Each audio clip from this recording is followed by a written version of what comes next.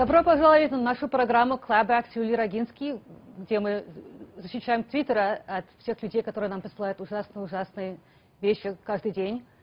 I'm sorry. The Russian Trump investigation is just letting me feel a little bit more free about speaking Russian. I want to show our potential overlords that I can speak their language. Typically, when they invade a country or somehow bring it into their sphere of influence, they force the natives to learn Russian. I just wanted to let them know I've already got that covered. They don't have to do that, even though they're essentially taking over our government day by day as we speak, most recently with this firing of Jim Comey.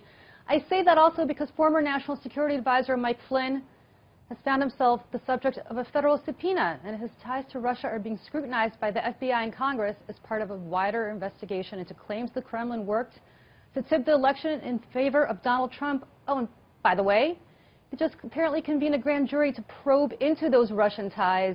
So, Mr. President, it's on and it's happening no matter what you try to do with firing Jim Comey or any other Twitter outbursts you have.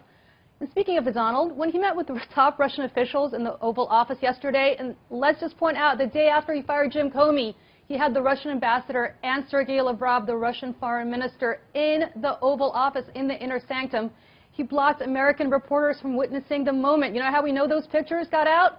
Because a Russian journalist from the TASS news agency, the official propaganda arm of the Russian government, was there to take pictures and probably also drop some sketchy Russian spyware into the Oval Office, but that's neither here nor there. It's just a little awkward.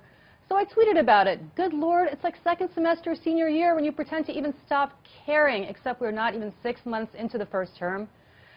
And Zach replied to that, you didn't care when Russia invaded the Ukraine. It's actually Ukraine, not the Ukraine. You didn't care when they shot down a civilian airline. It's all partisan bull. Go, girl.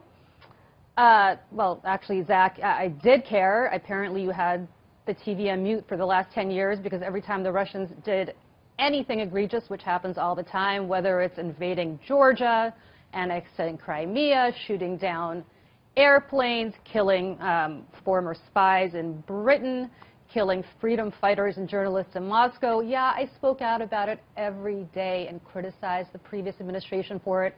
This should not be a partisan issue, Zach, and the fact that you're sitting here defending Donald Trump's inexcusable behavior says to me you care more about the Republican Party than you do about the Republic, and that's sad and pathetic. And then there's Larry, who tweeted, so ignorant. The press is not welcome into every meeting, and the White House photographers took photos as well.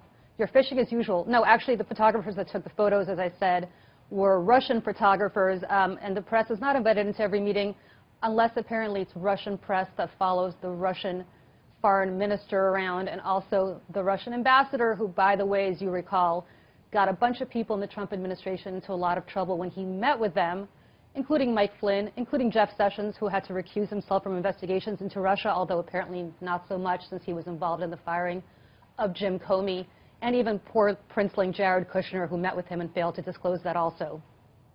So the actual issue here is that, again, this is not a partisan issue. We had a hostile foreign power that our intelligence agencies uniformly agreed tried and attempted to influence our elections, and rather than defending the indefensible, which is what our president and his enablers are doing, including some of our friends on Twitter, we should think about the fact this is bigger than politics.